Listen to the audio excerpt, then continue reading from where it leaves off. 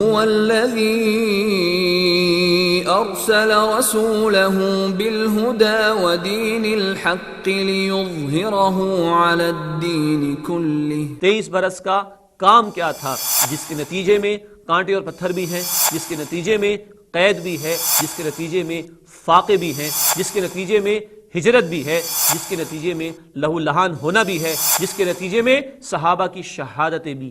وہ سنت جو 23 برس تک ہمیں دکھائی دیتی ہے، روزانہ دکھائی دیتی ہے، پہلے دن سے دکھائی دیتی ہے، غار حرا کے فوراً بعد دکھائی دیتی ہے، حجۃ الوداع کے اعلان تک دکھائی دیتی ہے، وہ دعوت اللہ کی سنت ہے۔ انہوں نے پتھر بھی برسائے، گھسیٹا ہے طائف کی گلیوں میں جہاں پتھر بھی موجود، آپ کا جسم مبارک بھی لہو لہان ہوا، نالین مبارک، جوتے مبارک خون سے بھرے، پیروں پر خون تک جم گیا ہے۔ کون ہے یہ؟ اللہ کے رسول، تاکہ کوئی امتی نہ کہہ سکے اللہ تیرے دین کا کام بڑا مشکل۔ اللہ کے نبی نے گھر میں بیٹھ کے کام نہ کیا، زندگی کے عین مجھار میں آ کر یہ کام کیا۔ وہی ہے اللہ جس نے بھیجا اپنے رسول کو الہدا یعنی قرآن اور دین حق دے کر تاکہ اسے غالب کر دے کل ادیان پر۔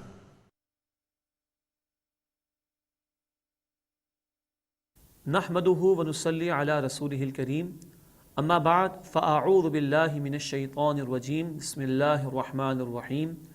اقم الصلاة لدلوک الشمس الى غسق اللیل وقرآن الفجر ان قرآن الفجر کان مشہودا، صدق اللہ العظیم۔ اللہم صلی وسلم علی نبینا محمد، رب اشرح لی صدری ویسر لی امری واحلل عقدۃ من لسانی یفقہوا قولی، آمین یا رب العالمین۔ ان نشستوں میں اللہ کے نبی صلی اللہ علیہ وسلم کے مشن کے حوالے سے، آپ کی دعوت، آپ کی جد و جہد کے حوالے سے گفتگو جاری ہے۔ ہم جان چکے ہیں کہ مظالم اور مصائب کی انتہا ہوئی، لیکن اللہ کے نبی صلی اللہ علیہ وسلم کی یہ دعوت، آپ کی جد و جہد، آپ کا یہ مشن نہ رکا۔ طرح طرح کے مصائب آئے، صبر کے شدید مراحل آئے، لیکن اللہ کے نبی کا یہ مشن جاری و ساری رہا۔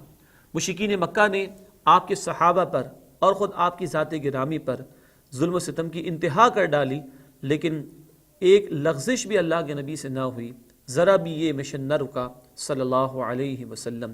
ہم نے یہ بھی جانا کہ طائف کی گلیوں میں انتہا کر دی گئی، وہ کہ اللہ رب العزت نے اپنے نبی کو ان کے حوالے کر دیا کہ جس طرح چاہو ان کو ٹھوک بجا کر دیکھ لو، جس طرح چاہو ان پر ظلم و ستم کر کے دیکھ لو، لیکن کوئی اس مشن کے اندر رکاوٹ آ جائے، کوئی کمپرومائز ہو جائے، اس کا سوال ہی پیدا نہیں ہوتا۔ یہ بات عرض کی گئی تھی کہ ایک طرف انسان یہ کر رہے ہیں، لیکن اللہ سبحانہ و تعالی نے جنات کو قبول حق کی توفیق عطا فرما دی۔ ایک طرف زمین والے انتہا کر چکے ہیں اللہ کے نبی صلی اللہ علیہ وسلم کو دبانے کی، ناکام کرنے کی، اور دوسری طرف اللہ سبحانہ و تعالی عروج پر لے گیا اپنے نبی صلی اللہ علیہ وسلم کو شب معراج میں۔ یہی عروج، یہی شب معراج اشارہ تھی اس بات کی کہ آئندہ بھی اللہ کی مدد آپ کے ساتھ ہوگی، آپ کو عروج ملے گا، آپ کے اس دین حق کو عروج ملے گا، آپ کی اس دعوت کو عروج ملے گا۔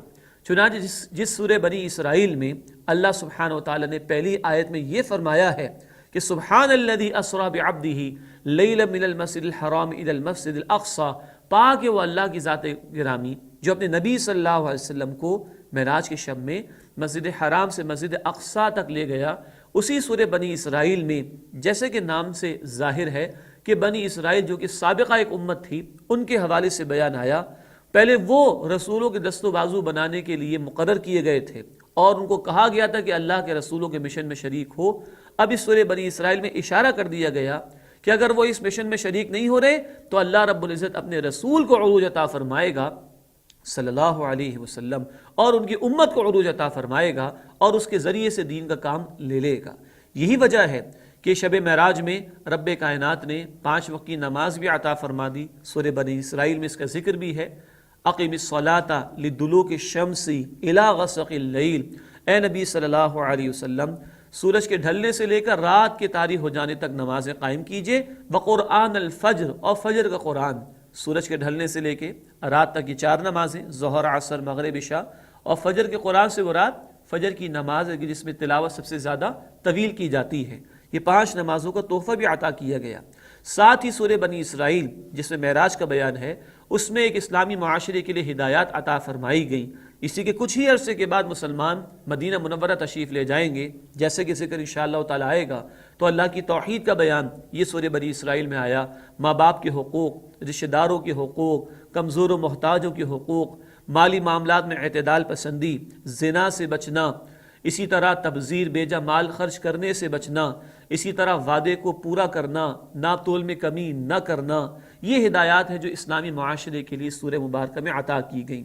تو گویا معراج کے واقعے ایک بہت بڑا ٹرننگ پوائنٹ ہے کہ انتہا ہوئی آپ کو دبانے کی، تو رب کائنات نے عروج کی انتہا فرما دی، اور یہی عروج کی انتہا کے ذریعے اعلان فرما دیا کہ اللہ کے نبی صلی اللہ علیہ وسلم کا دین یہ عروج کا حامل بن کر رہے گا، آپ کی یہ دعوت پائے تکمیل کو پہنچ کر رہے گی۔ اللہ کے رسول کی واپسی طائف سے ذی قعدہ سن 10 نبوی میں ہوئی ہے، یعنی ظہور نبوت کو 10 برس ہو چکے ہیں۔ اس سے اگلا مہینہ ذی الحجہ کا ہوتا ہے، ہم جانتے ہیں، اور حج ابراہیم علیہ السلام کے دور سے چلا آ رہا تھا۔ اللہ کے نبی صلی اللہ علیہ وسلم مختلف آنے والے قبائل کے پاس بھی جاتے تھے، وفود کے پاس بھی جاتے تھے، حجاج کے پاس بھی جاتے تھے، ایک ایک فرد کے پاس بھی جایا کرتے تھے تاکہ حق کی دعوت ان کے سامنے پیش کرتے رہیں۔ غور فرمائیے، اللہ کے نبی پبلکلی بھی گئے ہیں، اعلانیہ طور پر بھی گئے ہیں قبائل کے پاس یا وفود کے پاس، اور اللہ کے نبی صلی اللہ علیہ وسلم انفرادی طور پر بھی گئے ہیں۔ یعنی ہر موقع ایک داعی دین کو اختیار کرنا چاہیے، استعمال کرنا چاہیے دین کی دعوت کے لیے، خواہ وہ ایک فرد کو سنانا مقصود ہو یا اس کا موقع ہو، یا ایک جماعت کو سنانا مقصود ہو اور اس کا موقع ہو، ایک داعی حق کو جو اللہ کی دین کی دعوت کا کام کرنے والا ہے، کوئی موقع ہاتھ سے جانے نہیں دینا چاہیے۔ یہ دھن تھی اللہ کے نبی صلی اللہ علیہ وسلم کی، کبھی ایک وفد کے پاس جا رہے ہیں، کبھی دوسرے قبیلے کے پاس جا رہے ہیں، کبھی کسی کا دروازہ کھٹکھٹا رہے ہیں، اور کبھی کسی اور کے پاس گفتگو شنید ہو رہی ہے۔ یہ دعوت اللہ کے نبی صلی اللہ علیہ وسلم کی جاری و ساری ہے۔ چنانچہ اسی سال سن 10 نبوی میں مکے والے تو انکار کر رہے ہیں، طائف والوں نے لہو لہان کر دیا ہے۔ یثرب یعنی مدینہ منورہ جو اس کا نام ہے، اللہ کے نبی کی ہجرت کے بعد یثرب پرانا نام تھا اس شہر کا، وہ مدینہ النبی ہو گیا، نبی کا شہر ہو گیا صلی اللہ علیہ وسلم۔ وہاں سے کچھ لوگ آئے ہیں اور ان کے کانوں میں دعوت پڑی ہے۔ ان میں سوید بن صامت کا نام بھی ہے، ایاز بن معاذ کا نام بھی ہے، اور ایک مشہور صحابی ہم جانتے ہیں ابو ذر غفاری رضی اللہ تعالی عنہ بھی ہیں۔ ان کے کانوں میں باتیں جا رہی تھیں، اللہ کے نبی رسالت کی بات ان کے سامنے رکھ رہے ہیں، تو ان کے ذہنوں میں ایک بات آئی۔ یہ مدینہ منورہ میں رہتے تھے جہاں یہود بھی آباد تھے، اس لیے بھی آباد تھے کہ ان کی کتابوں میں یہ باتیں تحریر شدہ تھیں کہ آخری رسول کا ظہور اسی عرب کی زمین میں ہوگا۔ وہ اس انتظار میں آ کر یہاں رہتے تھے، اور ان اصحاب نے جو مدینہ منورہ سے بھی حج کے لیے آئے تھے یہ باتیں سن رکھی تھیں۔ تو گویا کہ یہ بیدار ہو گئے، ان کے ذہن میں ایک سوال پیدا ہوا کہ کہیں یہ وہی رسول تو نہیں صلی اللہ علیہ وسلم جن کا ذکر یہود کیا ملتا ہے اور وہ ان کے انتظار میں بیٹھے ہیں۔ تو دلوں نے گواہی دی اور آگے بڑھ کر انہوں نے ایمان قبول کیا۔ یہ ہے اللہ کی تدبیر کا معاملہ، سمجھ لیجیے اس بات کو اچھی طرح۔ اللہ کی اپنی تدبیر کا معاملہ، بندوں کی کوئی بھی پلاننگ ہو، اصل تدبیر اللہ سبحانہ و تعالیٰ کی۔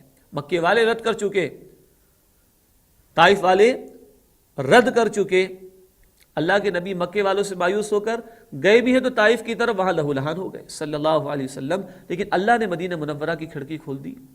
یہ ہے اللہ کی بات ہے۔ حاصل کلام اس بات کا کیا ہے؟ ہمیں اللہ کے دین کے مشن میں لگے رہنا چاہیے، نتائج سے بے پرواہ ہو کر، نتیجہ اللہ سبحانہ و تعالیٰ کی ہاتھ میں ہے، ہم اپنی محنت کیے چلے جائیں، نہ معلوم کس وقت کہاں سے اللہ کی مدد آ جائے، کس وقت اللہ کون سی کھڑکی ہمارے لیے کھول دے۔ اللہ کی باتیں